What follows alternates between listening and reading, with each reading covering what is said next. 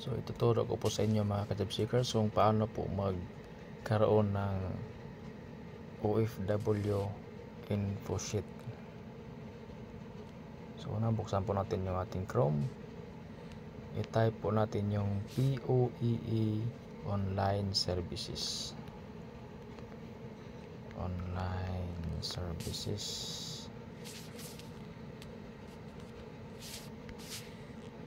Yan. So i-click po natin tong e-registration. So dito na po tayo mapupunta. Dito sa may e-reg, yung let's go po, i-click po natin yan. So dito na po tayo, may login yan nakalagay. So kung wala pa po kayong account, mag-register muna kayo mga ka-job seekers. So i-click po natin yung register sa baba. Ito po yan. So pagdating nyo dito, kailangan nyo pong i-accept yung kanilang terms of use. So i-click po natin yan. Ito na po yung lalabas mga ka-job seekers. May mga paalala po sila sa mga new account registration. So basahin lang po natin yan para po yan sa ating mga gabay. So dito po mag-fill up po tayo. I-enter po natin yung mga details na kanilang hinihingi. First name, middle name, last name, suffix name, gender, email address nyo po at saka birth date. So i-click nyo po yung register. So pagkatapos nyan, may ano na po kayo mga ka-job seekers, may account na po kayo. So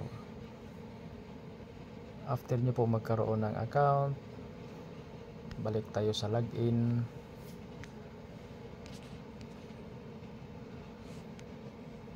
So dito nyo na po ilalagin yung account nyo. Ako kasi may account tag kasi ako. So ilagin ko na lang para makita nyo yung kung ano yung nasa loob ng kanilang dashboard.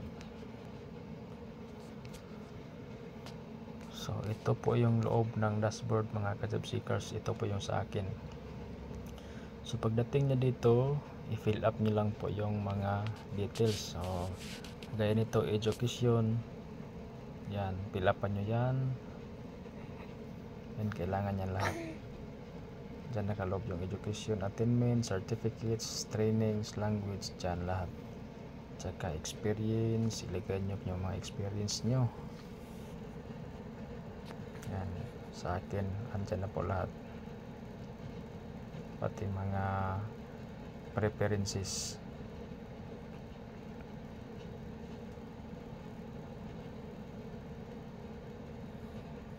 Tsaka documents.